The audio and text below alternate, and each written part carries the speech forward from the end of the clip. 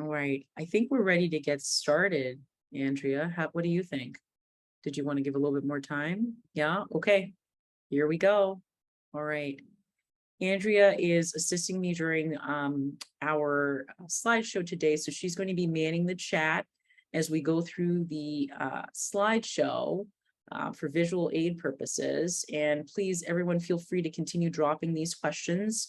Andrea will feed me the questions once we've completed kind of the presentation. And as questions come up, just go ahead and type them in. So let me start with that introduction once more. I am Dr. Balmir. I'm a reproductive endocrinologist here in Kindbody, Minneapolis. I'm board certified specifically in the management of reproductive hormones and fertility care. It is my pleasure and my honor and my privilege to be able to speak to you today about polycystic ovarian syndrome. I want to not only bring more insight about it, but I want to dispel myths. I want you to not be afraid of this diagnosis if you have it. And I want you to leave with a greater understanding of what it means for you and your reproductive future. Okay, so first, I'd like to introduce our company, Kindbody, and I'm going to read from the slide. We are on a mission to make reproductive health and fertility care for everyone, all persons, okay? If you're seeking to grow your family, you've come to the right place. We want to help you with that. And we serve our patients directly, and we don't have kind of cookie cutter plans for patients. We formulate individual plans for patients as their hormones call for it or as their lifestyle calls for it. And you are decision makers with us in this process as we create a plan that helps you towards the family building that you're looking for. Okay, next slide. Okay, so what we'll cover today, we're going to define what is PCOS. We're going to talk about how does PCOS affect our fertility. We want to answer the question, do all women with PCOS need fertility treatments to conceive, or for that matter, all persons? What fertility treatments are available for women with PCOS or persons with PCOS? What can we do for them to assist them in that journey or relieving the obstacle that's stopping them from growing their family or conceiving? What are non-fertility effects of PCOS, part of how we define it and what we should be looking for? What are the management options for PCOS and that are non-fertility related, meaning what if one isn't trying to conceive or build a family at this time? What can we actually utilize to manage the PCOS? And what are the diet and lifestyle options that we should consider to best manage PCOS, like minor changes that we can make in our everyday? Okay, next slide. Okay, so first off, what is PCOS?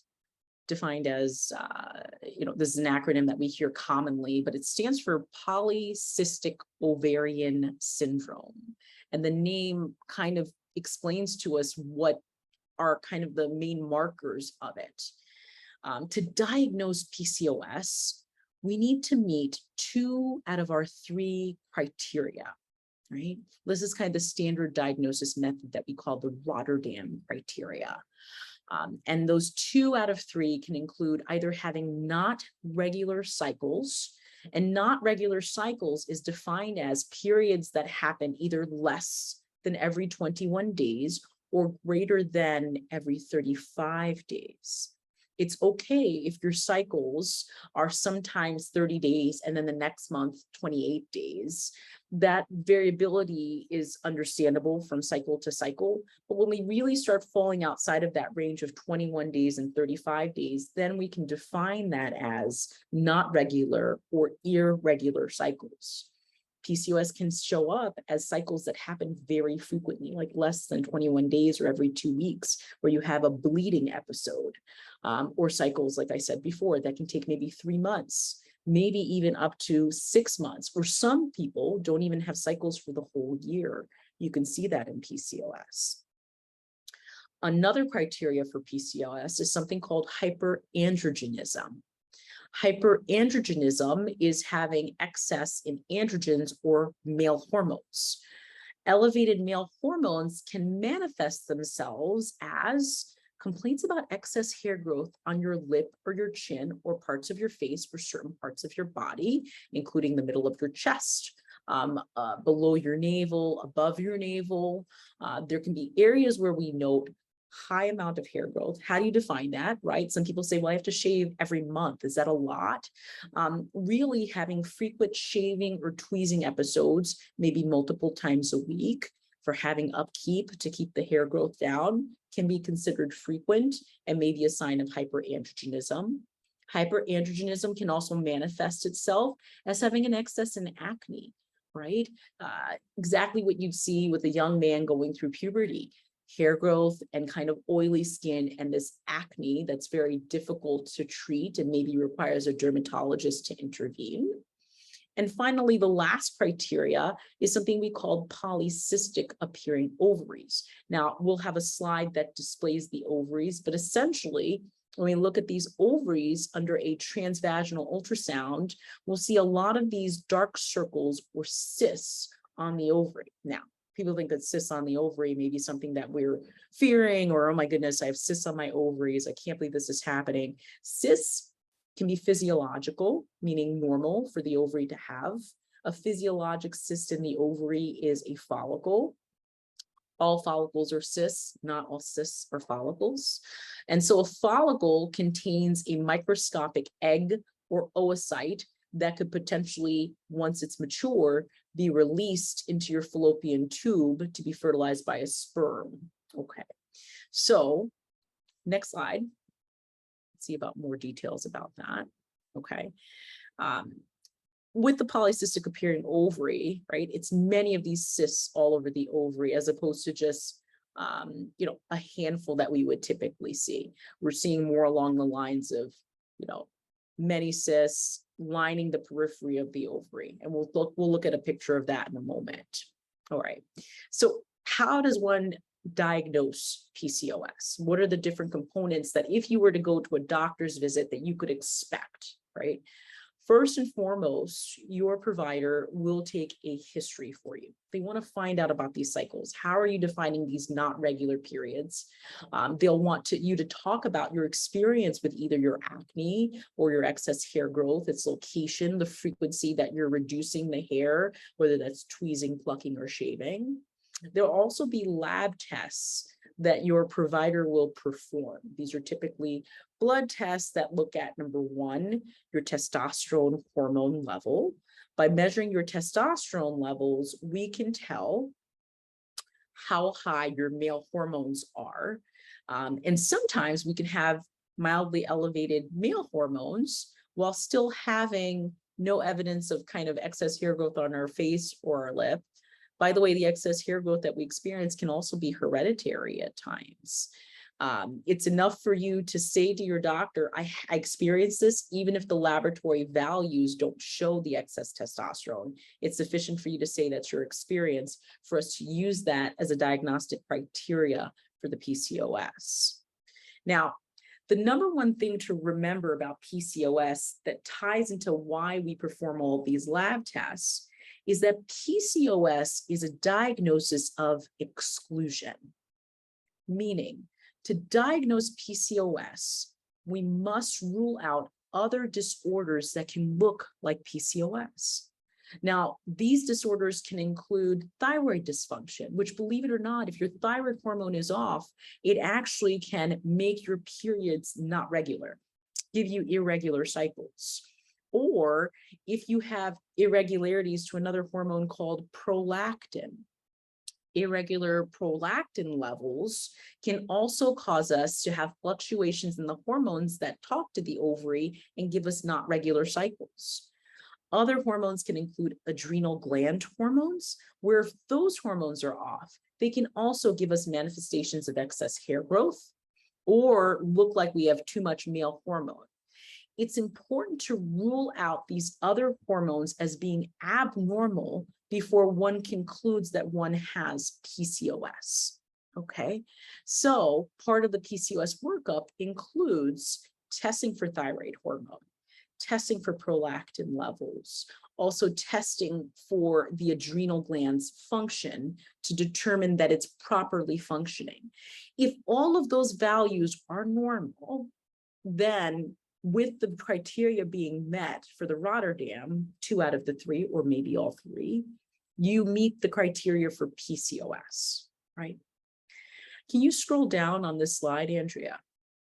Thank you so much. I was trying to see the bottom part for the ultrasound, but I think they're just getting to the ultrasound for the polycystic appearing ovary. So this is the next test your doctor will perform when they're trying to diagnose PCOS. So we talked about the history. It also includes a physical exam to kind of examine those areas of excess hair growth or the acne, and the blood test that we just talked about. Lastly, we must have an ultrasound evaluation. Now, the ultrasound evaluation allows us to see the ovary by placing the ultrasound probe in the vagina. So what we're seeing on the ultrasound here, so this should be a transvaginal probe, great. This is the probe right where when you see my arrow, this is the probe. And the ovary is this kind of chocolate chip cookie you see at the bottom. I have a colleague that calls the ovary a chocolate chip cookie on ultrasound. So the dark areas or the chocolate chips are the actual cysts or the follicles, right? That have the microscopic eggs that also are the signature mark for PCOS, right? A polycystic appearance, many cysts on the ovary. That defines the PCOS. And each one of those dark circles or each one of those chocolate chips represents a potential egg that you have in your ovary. And they're typically more eggs than average in a person that has polycystic ovarian syndrome. Now, another interesting factor with this is that each one of these follicles actually secretes its male hormones. Right? So even as women people who identify as women or born women, we secrete male hormone in small degrees, right? And each and every one of our follicles secretes a certain amount of male hormone, even if it's not an active follicle.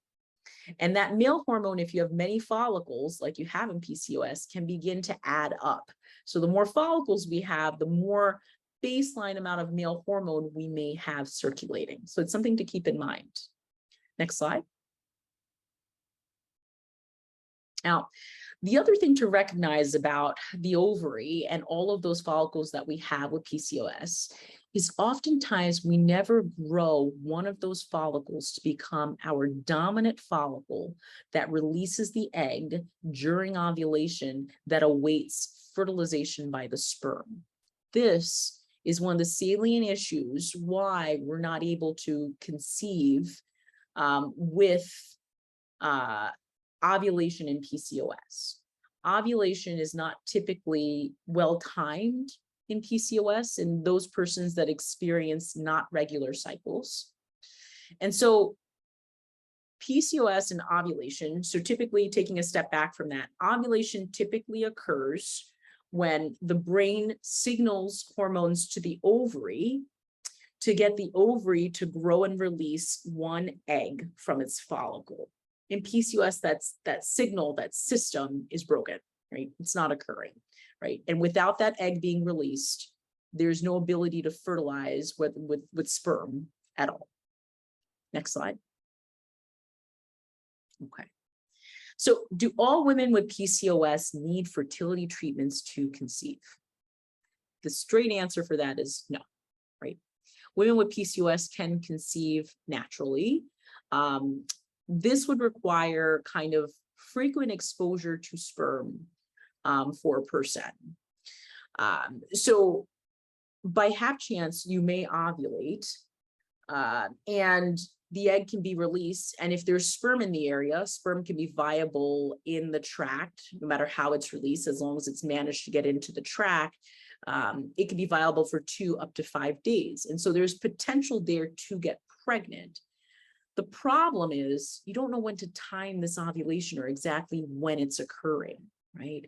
And so with those of us that have PCOS, where we've been trying to conceive for some time without recognition of ovulation or no ability to determine when we're ovulating, we do recommend that you follow up with a reproductive endocrinologist sooner rather than later, right? trying to get pregnant on your own or with donated sperm samples at home is not very worthwhile because you simply don't know when that egg is being released. Next slide. Okay. So how does one monitor ovulation just in general? What if you wanted to track from home or you wanted to try it? Well, we've got evidence, good evidence that tells us that we can monitor ovulation using ovulation predictor kits, which can be found at local stores, pharmacies as well. Usually they range in prices anywhere from like $15 to $40 to very fancy kits with like monitors that go to your Apple Watch or what have you. They all basically do the same thing in trying to determine ovulation. So what the kits do is typically a person with a regular cycle, right? Cycles that happen every month, will start using their kit around the 9th day of their cycle. And the kit works by urinating on a stick that it comes with, a detection stick, much like a urine pregnancy test. And by urinating on that stick, it's detecting specific hormone levels, specifically luteinizing hormone, LH hormone, which is also known as your brain surge hormone. That's the hormone that when it's released from the brain in high amounts, triggers your follicle to rupture open and release your egg into your fallopian tube. Now, the problem with these kits, 7% of the time they can have a false positive in many of these kits, but they're not useful in the case of PCOS, right? PCOS typically can have lengthy cycles, right, where it may take 90 days for you to actually see a true period, or maybe not at all. And so you may be utilizing these expensive kits for a long period of time, maybe months in some cases, before you see a surge or a sign that you're about to release an egg. So it's not very practical. Not only that, these kits can falsely detect surges because in polycystic ovarian syndrome, we tend to have elevated levels of luteinizing hormone at baseline, or LH hormone. And so the kit detects this elevated level that you have at baseline as being your surge, sometimes inaccurately. Okay. So if you have PCOS, we do not recommend the use of those kits. Again, you should be seeing a fertility specialist or reproductive endocrinologist to start treatment for managing the cycles and starting your cycles. We'll talk about that in the next slides to come. Next slide. Oh, I should also mention that last slide did mention period tracking apps. Now, historically, using an app has been more reliable for those persons that have regular cycles, regular menstrual cycles. That's when you can really target it and you can kind of develop like, oh, okay, I can expect my period on this day and this day. But there's definitely a significant part of the population where that just doesn't apply. Where it could have utility for a PCOS patient with short or lengthy cycles, it'll just help you determine how long they are. But who really wants to wait 6 months before there's actually an intervention just to figure out that your cycles are long, right? I'd sooner recommend that you follow up with a reproductive endocrinologist, right? Okay, so jumping into fertility treatments, right, for women that have PCOS or persons that identify as women that have PCOS. First line treatment for polycystic ovarian syndrome when we're trying to ovulate in order to conceive is to use oral medications. Those oral medications are specifically called letrozole, also known as Femara, or Clomid, also known as clomiphene citrate. Those medications act to basically tell your brain to build a hormone signal going to the ovary to get your ovary to start growing one follicle or more, potentially, always the case, right? And so the way we take these medications, typically what we'll do is have you come in for an appointment in the office. This is how our office does it. You come in for an appointment in our office where we perform an ultrasound to verify that you don't have any cysts on your ovary to begin with, and that only small follicles are there. We also do blood work for you to confirm that your hormone levels are low, indicating that you're not beginning to grow an egg. We also want to verify that in the setting of you not having a period for 3 months, that you haven't become pregnant. verifying the hormones are low and that the ovaries are in fact what we call quiet with no follicles growing yet. We then start your pill medication basically that same day. Kind of one of the flexible points with PCOS that we have is that you can virtually start these medications anytime because you're always kind of stuck in the beginning part of your cycle when you have PCOS. Many of us are always kind of caught there where we're never ovulating and we just aren't growing any eggs. It's the perfect time to start medications. So you take this pill, whether it's letrozole or Clomid, one pill by mouth, sometimes 2 pills or 3 pills by mouth for a total of 5 days.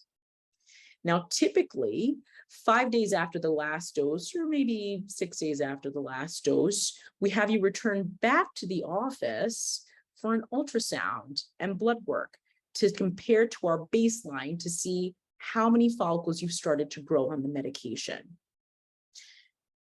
From there, we'd review a report with you that would say, okay, well, you've grown 2 follicles on this medication.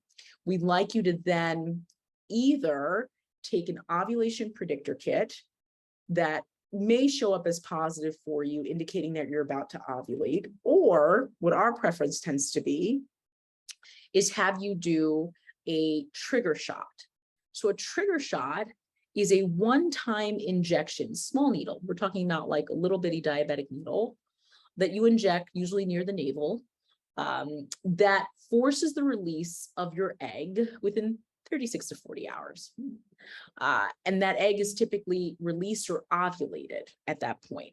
So what we've done in that instance is we've allowed you to create hormones, right? Your own hormones to grow a follicle, an egg.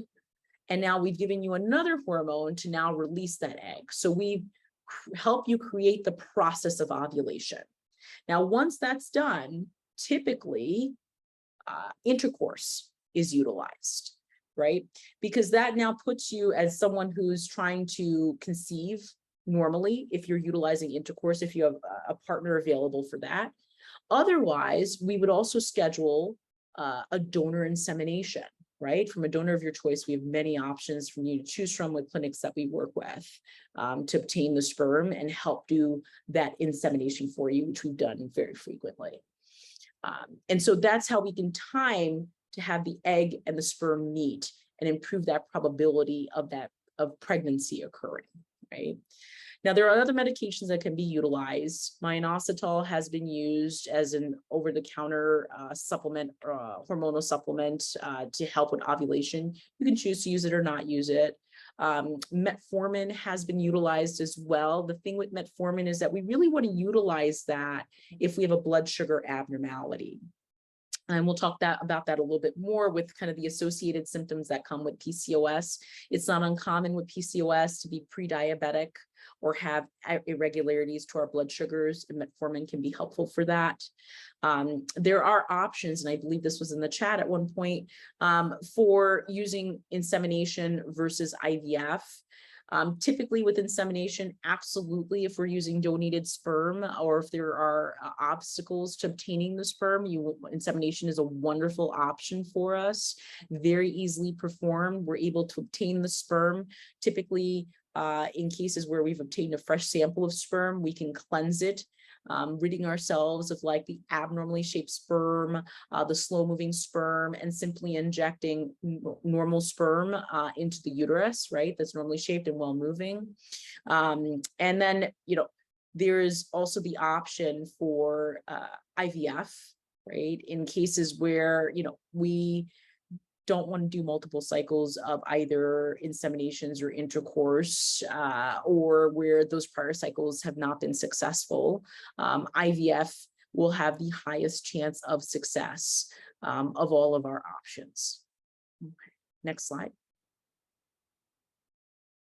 Okay, so what do we need to know about fertility, and what if we want to move to getting pregnant as soon as possible? Well, we should also understand that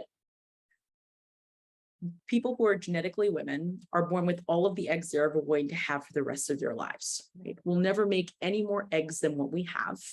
And every day that egg supply is decreasing and the quality of those eggs are going down. And that's okay. That's the normal process.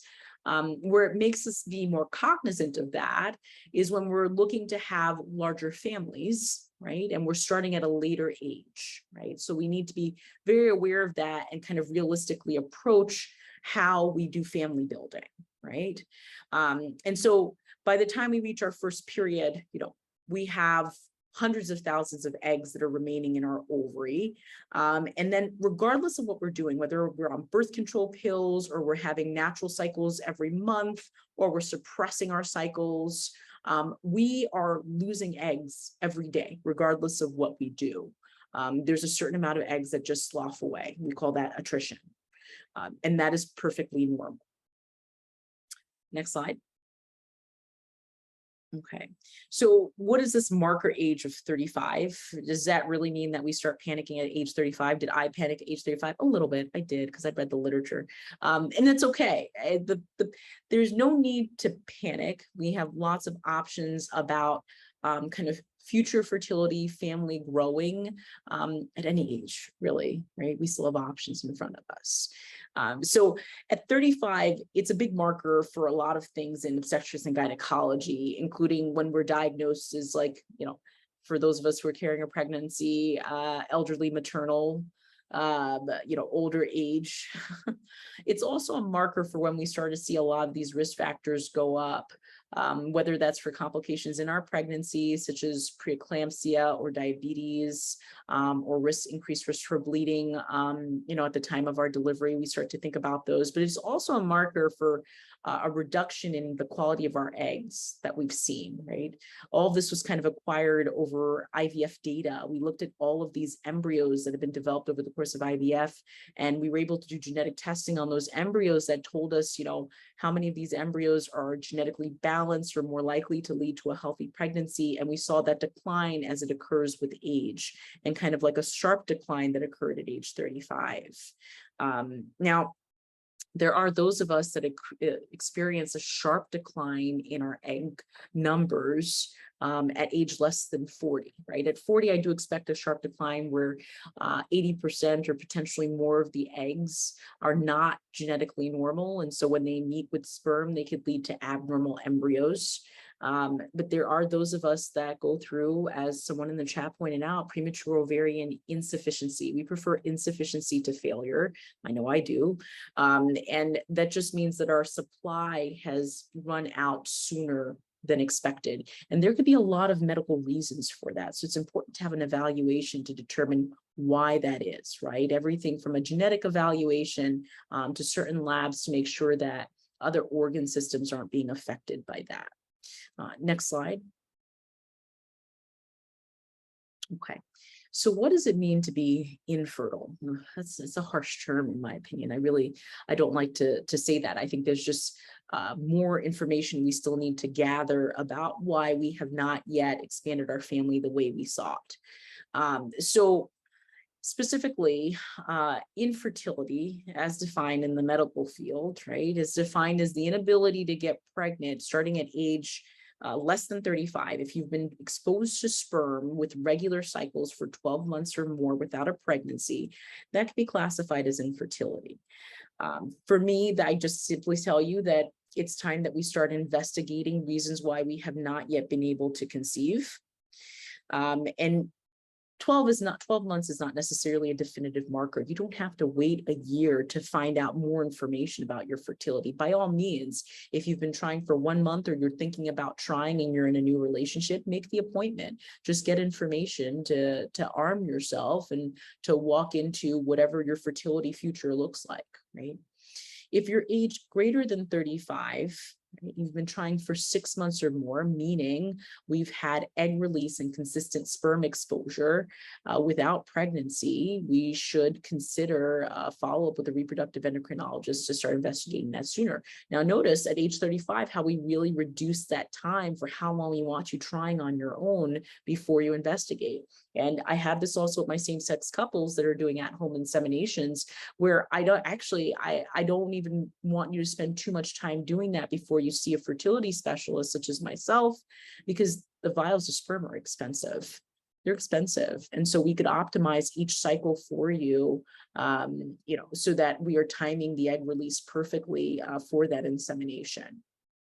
And it's important to recognize that at least 1 out of 8 couples will experience difficulties with conceiving. And that, it says 1/3 of infertility cases are male factor. They could be as much as 50%, right? 50% of cases is what I've noted before, can be cases where there are issues with the sperm itself. Okay, next slide. So we said this before, there's no magic formula that's going to work for every single person to help them grow their family or to get pregnant, right? The only way to know what you're going to need to optimize your chances of conceiving, honestly, I really do advise, especially if you've joined this webinar today, is that you schedule a follow-up appointment with your reproductive endocrinologist. Right? Find out what you need to know to go into, efforts to conceive as successfully as possible. We have the ability to arm you with information, tools about timing, getting the best sperm if you're looking for donated sperm. We have information about just, we'll talk about this in a moment, but diet and exercise or things that you can manage in your lifestyle, or maybe we want you to only try on your own for a short period of time. But again, with PCOS, you really shouldn't be trying if your cycles are not coming every month, right? You really should have an evaluation to understand why that's happening. Maybe it's PCOS, maybe it's not. Next slide. Okay, so what can you do if you'd like an appointment as soon as possible, right? And start this evaluation. We at Kindbody do visits in person. We also do them virtually. We're really good at the virtual visits. I myself have licenses in Minnesota and Pennsylvania. We have offices all throughout the United States where you can schedule virtual visits with any one of our persons there.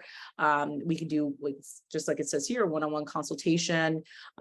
We would, once the virtual consultation, if you choose for that, was completed, we'd bring you into the office for transvaginal ultrasound or transabdominal ultrasound if that made you more comfortable. We'd also draw the specific labs to understand your egg reserve, as well as to diagnose the polycystic ovarian syndrome, right, as it pertains to our fertility. And again, all of this would be going back for those of us that would like to, conceive or grow our families. Okay. Next slide. Okay. So just going over this again, right? I can't help but to reiterate this. PCOS is not a dire diagnosis in the sense that, you've got no options. It's never going to work for you. I've met persons with PCOS who've been trying to conceive on their own for years without having regular cycles.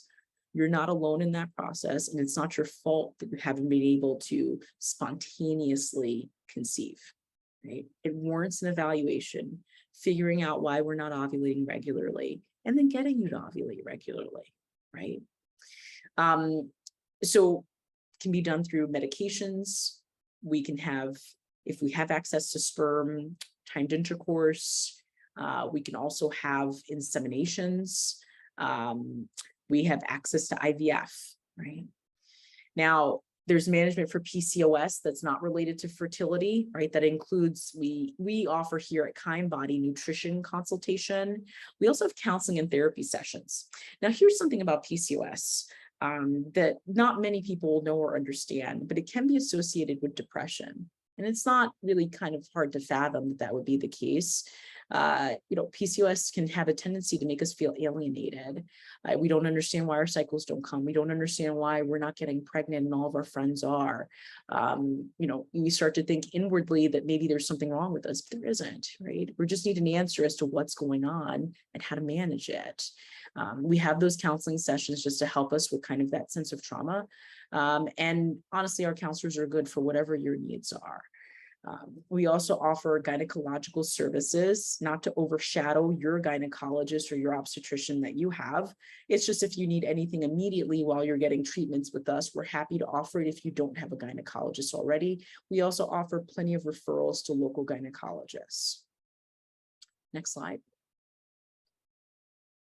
Okay, so let's briefly just touch upon what about the non-fertility effects of PCOS? Is there any other reason I should be worried about PCOS other than my eggs aren't getting released on a regular basis? Well, yeah, I think we should also think about, the hair effects, right? That's one of the big things that used to draw patients to my clinic back in Pennsylvania was like all these hair growth effects they would get from the PCOS they really wanted to manage. And again, we have these hair growth effects with hormones that are kind of unbalanced, right, on the male hormone side, coming from the ovary oftentimes. And what we can do with those kind of hair effects is that while we can't manage the hair that's already there, right, for that we typically recommend electrolysis or laser therapy safely done, especially for those persons that are melanated. We recommend kind of hormone suppression to reduce new hair growth from coming as you manage it with your laser therapy. So hormone suppression can include medications such as birth control pills, right? Oftentimes birth control pills can mask PCOS. The birth control pills tend to suppress the ovaries from creating those excess hormones that can lead to the acne and that can lead to the hair growth. And that can help to treat kind of some of those symptoms of PCOS that are underlying. And then there are other hormones that can suppress male hormones in your system, including something called spironolactone, which is a pill you can take every day that can help suppress male hormone and improve acne and maybe hair growth. The caution with both of these methods is that they can't be used if one is trying to conceive by using one's eggs in ovulation, right? Especially the male hormone suppressors cannot be used when you're trying to get pregnant. That sort of suppression can be toxic to a growing baby, right, by suppressing their natural hormones. So it's important that if you're deciding, I don't want to deal with my hair and I want to manage my hair growth, that you've also committed to, I'm also not going to try to get pregnant at this time, right? The two can't go hand in hand. Another feature of PCOS tends to be associated with irregularities to our blood sugars, where we can be diagnosed with prediabetes, which can be diagnosed either on a laboratory test called a hemoglobin A1C or a test called a 2-hour glucose tolerance test. It's really rough to do that. Basically, they give you a beverage and they check your blood sugar level. It's a really sweet beverage, and they check your blood sugar levels at several intervals throughout that time. Those diagnoses, right, can have reverberating effects, can reverberate throughout like kind of our lifetime, where with diabetes, this can have effects in pregnancy, right? With pregnancy-associated diabetes that increases risks to our baby, right? Poorly controlled diabetes in pregnancy increase like the morbidity and mortality of our babies as well as ourselves in the pregnancy, where we have increased risk for getting high blood pressure, larger babies that have a hard time getting delivered, bleeding in our delivery, C-section risk is increased with this. So it's important with PCOS that we know what our blood sugars are. So that's a common test that's performed once one is diagnosed with PCOS. We test your blood sugars to determine if you have any underlying diabetes. We do want you to manage your blood sugars for just general healthy lifestyle, right? And typically the blood sugars can be managed with metformin, like we talked about before. Lifestyle changes. If our body mass index is 25 or greater, we want to help to reduce that body mass index to help reduce kind of our blood sugars, improve, also add exercise to there as well, which we'll talk about again in more detail about nutrition and exercise. But all of that can help to reduce our diabetes if we're somebody with PCOS and prediabetes or diabetes. Interestingly enough, and this leads into the obesity factor, PCOS doesn't necessarily cause obesity, and obesity doesn't necessarily mean that you have PCOS. But we do find that the two are oftentimes kind of with one another, right? We have found that in women with PCOS where they are obese, if they lose weight, they can bring back their regular monthly cycles and reverse the effects of PCOS. That can be found. It's not always the case, but sometimes it is the case, so it can help in that sense. High blood pressure and cholesterol abnormalities can be associated with the obesity factor and thus be associated with PCOS. Another factor, and probably this is the one where my patients tend to shudder a little bit more, is that risk for cancer that's associated with PCOS. Now, we've talked about the fact that one of the diagnostic criteria of PCOS is having not regular cycles. And those cycles where we're hanging on to the lining of our uterus and not shedding that lining can sit in the uterus and begin to develop what we call hyperplasia, or cells that are abnormal. And those cells can have a penchant to become cancerous cells. So with PCOS, we have about a 2.7-fold risk of getting uterine cancer. What do we do about that? Does that mean you can't get pregnant? Does that mean you have to have your uterus removed if you have PCOS? None of those things, right? What that means is that, number one, you absolutely want to know if you're dealing with a diagnosis of PCOS. Okay? Number two is, if you're trying to conceive, we want you to conceive sooner rather than later. And we want to verify on a simple test that can be performed in the office that your lining doesn't have any of those precancerous or abnormal cells that are developing, right? Once we confirm that, you get pregnant. Pregnancy is actually a protective factor for getting cancer of the lining of the uterus, so that's good. And then once you're done completing your family, at that point, we want to make sure that you're regularly shedding your lining, or at least protecting your lining with hormones that could come in the form of certain types of pills that we can give you, such as birth control pills, believe it or not, as protective. IUDs, intrauterine devices that have hormones called progestins can also help to make sure that lining stays healthy and cancer-free. Right. And of course, routine follow-up with your gynecologist will also be helpful for protecting from that. But by no means is this, a guarantee that, you'll have cancer of the lining. It's a risk factor. So it means we need to identify it early and know how to protect you going forward. Right. And we talked about before, depression, anxiety can also be associated with PCOS. And like I said, it's important for us to understand it, know that PCOS is not kind of this terminal diagnosis for us. It's something that we can live with, that we can utilize still to help us get pregnant, expand our families, but we also need to understand it to protect kind of our health status as it pertains to diabetes risk, cholesterol risk, endometrial cancer. We need to understand it. Okay, next slide. Okay. And so we talked about those options before. This is just more of a slide that's summarizing what we talked about. With the excess hair growth, we have the hormone management that suppresses the male hormone in our system. It cannot be utilized if we're trying to get pregnant.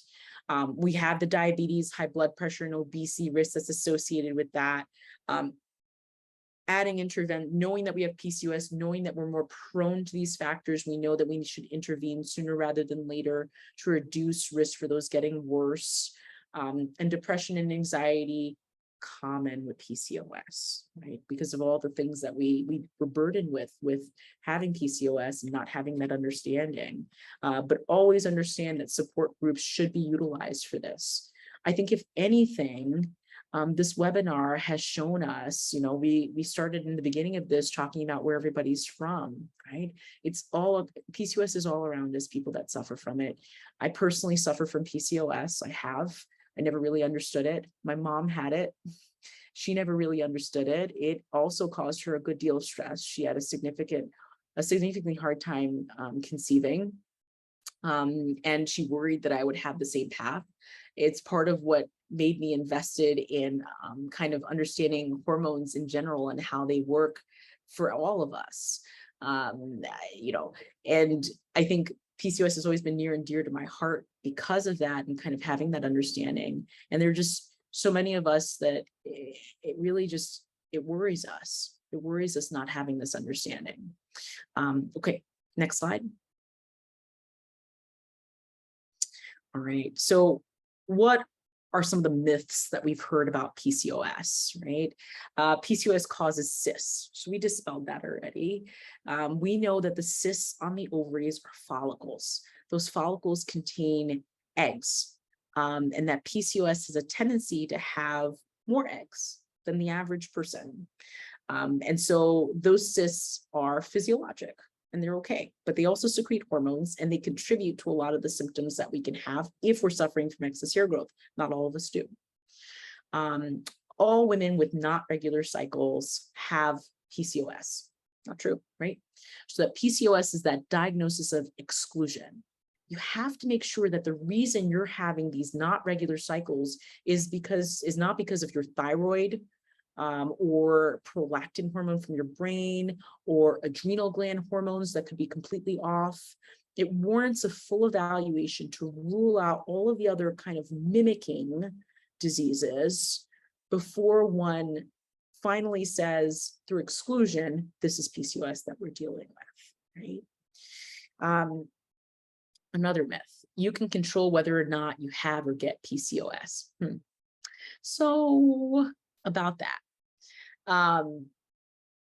we can't necessarily control if we get PCOS. PCOS is what we like to call multifactorial, right? Maybe there are environmental factors, genetic factors that are coming into play, but there are factors that we can do to lessen some of the symptoms, right? Like we talked about, dietary changes, perhaps weight loss in some of us can help to reverse the PCOS, bring back our cycles, right?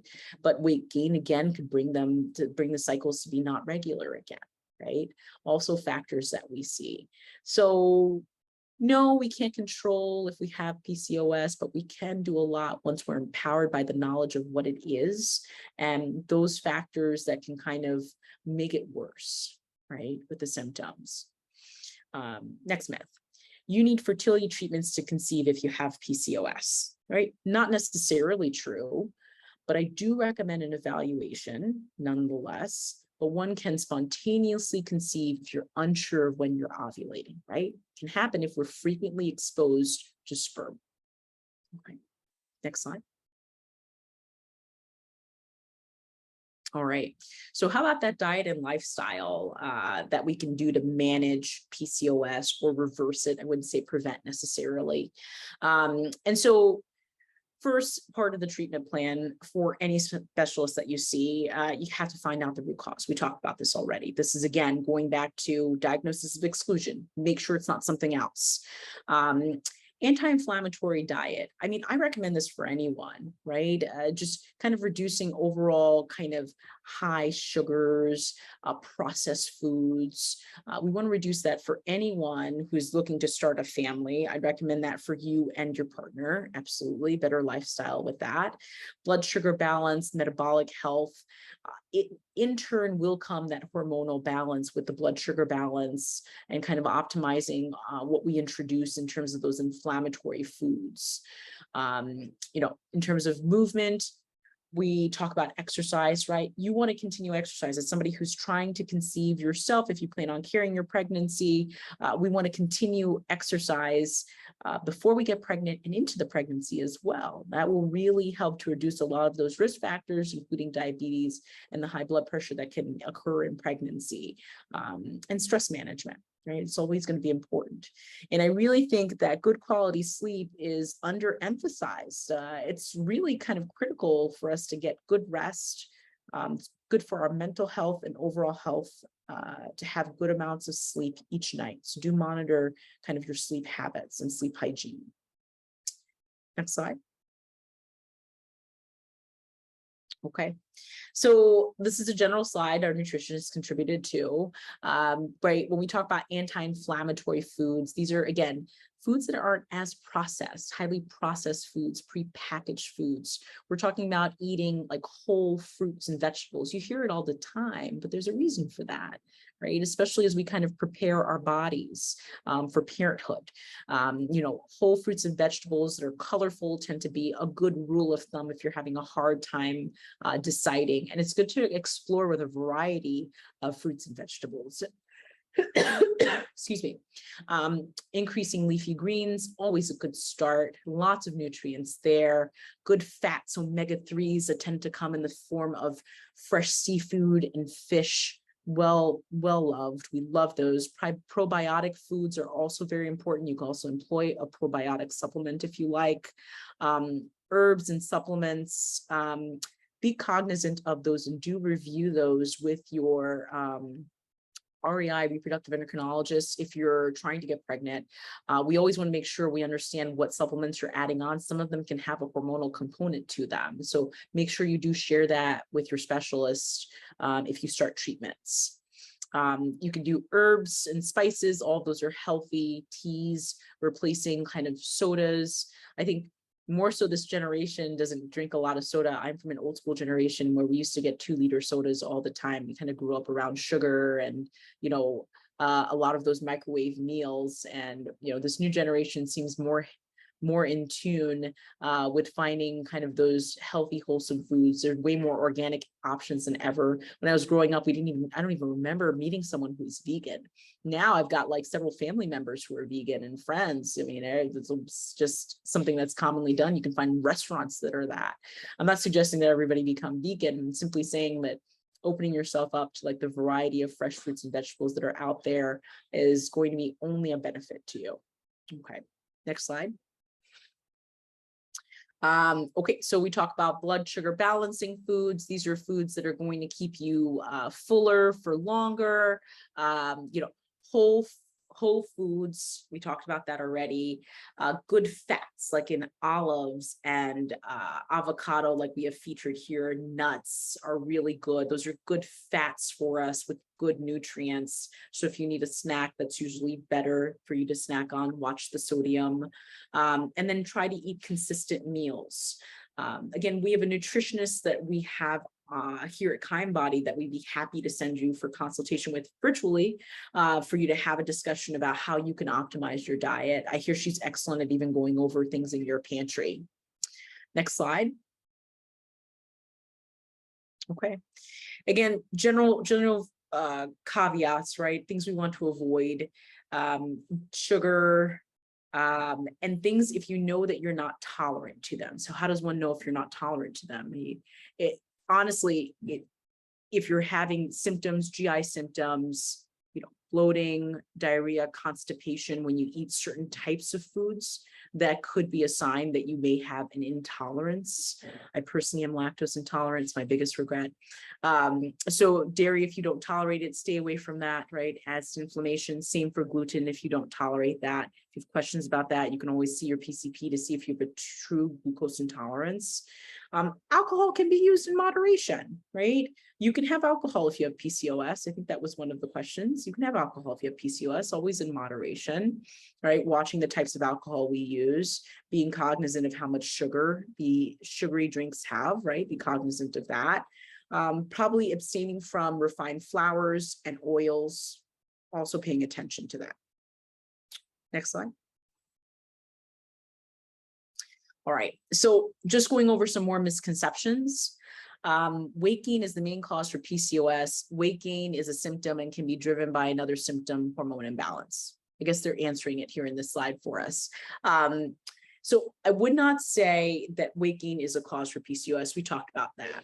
It can be associated with PCOS, as can a number of other symptoms, but it is important to be cognizant of our weight when we have PCOS and strive towards a normal body mass index. And, you know, honestly, that's not an easy thing for me to say. I've also struggled with my weight, but, you know, using health aids, you know, whether they are, online support groups or medical weight loss programs, I'm a big proponent of those, right? But trying not to do it on your own for most of us seems to be beneficial. Programs tend to be more beneficial than not. Everyone with PCOS should avoid gluten and dairy. Again, a falsehood, right? If you tolerate those foods, then you should be able to enjoy them, right? Again, watching caloric intake, making sure to balance them out with whole fruits and vegetables. I think that's important. Everyone with PCOS should eat a low carb diet. Again, there's no hard fast rule for this, right? We just talked about making sure that we have a variety of nutrients in our diet, right? Nothing specific. I don't have a specific, like, this is PCOS, you can't eat these foods, you can only eat these foods, right? Variety is the key to this, and variety of very wholesome foods, right? Fresh fruits, vegetables, You won't go wrong with that. Okay, next slide. Okay, so I can't reiterate this enough. We at Kindbody are here to help you as a whole person.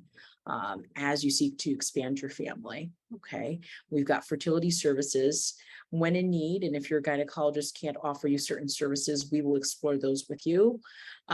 We also help to provide referrals to gynecologists in the community. We have nutrition consultations available for you. We have therapy services available to you. It's kind of the whole person that we want to take care of here for you and your partner. Next slide. Okay, these are just all of our clinic locations. I think many of you hail from quite a few of these areas. So you can see these places for where we can go ahead and start seeing you as soon as possible for virtual or in-person visits. Well, thank you so much, everyone, for coming, being with us today, being willing to share your experiences, your stories over the chat has been, really critical for everybody to see. I want to see if I can answer some of those questions. Andrea, do we have time? Hi, Dr. Balmir, it's Sydney. I can definitely help you answer. Let's ask a couple of those questions. We're just 8 o'clock, but let's get a couple of those questions answered.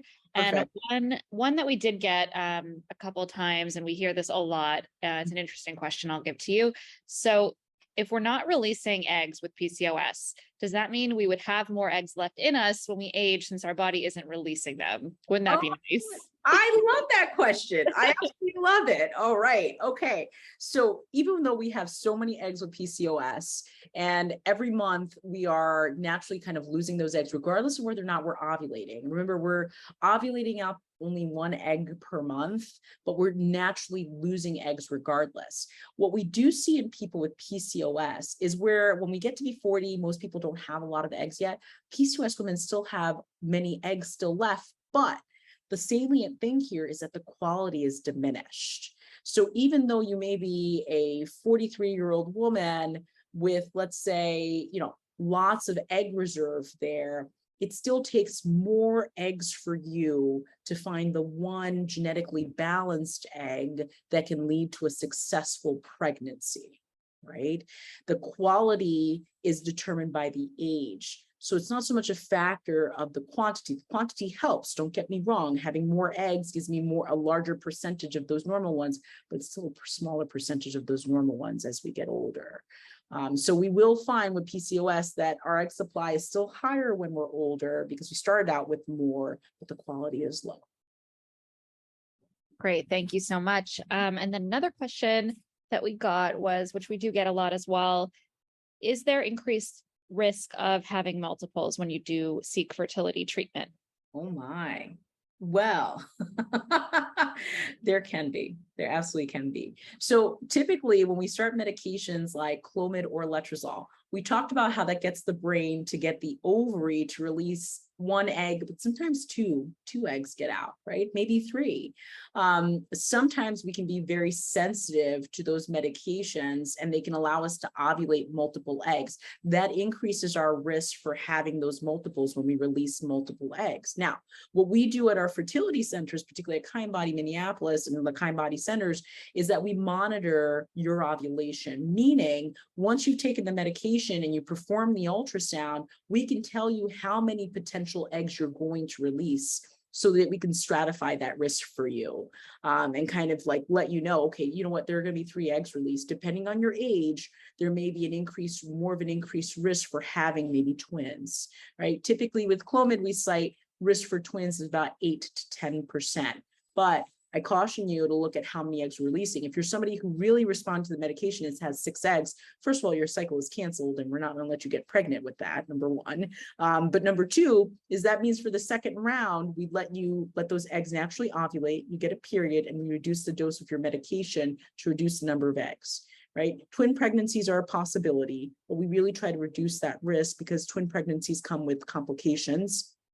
Twins, triplets, quadruplets, they come with complications, risk to mom, risk to baby, early deliveries, babies that can be born with physical and mental handicaps from being born too early, risk to mom for C-section and bleeding.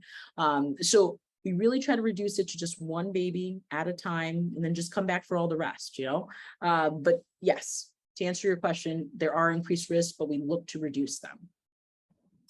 Thank you, Dr. Balmir. And then I'll give you one last question. And then again, I want to just remind everybody, you can always email navigator@kindbody.com, or you can send us a direct message on Instagram. If your question didn't get answered tonight, we'll be happy to share these with Dr. Balmir and get them answered for you at another time. But I will. And then I also wanted to mention, we're going to be sharing an email tomorrow with that promo code. Again, a reminder, and then a recording of this amazing webinar with Dr. Balmir. So you'll have it to share with anyone as many times as you'd like. And that's the goal here, is we want to educate. So thank you all for coming. I'm going to ask one last question because it is a PCOS question, and we again get asked it a lot. We know that we have to meet two of sort of the three main criteria. If a patient presents with two of the criteria, but not with polycystic ovaries, is it possible that they still have PCOS? The answer to that is yes, right? Just that's the rule. 2 out of the 3 criteria, and it still meets the qualification for PCOS. And it depends on what those 2 are. Wonderful. Wonderful. Thank you, Dr. Balmir. Everyone, I can see in the chat, really enjoyed this webinar. We thank you for joining us and for educating and being here as a source of truth for our patients and our community. My pleasure. My pleasure and my privilege, guys. Thank you. Thank you so much. All right. Have a good night, everybody. And you'll have an email in your inbox tomorrow with the recording. All right. Bye, everyone.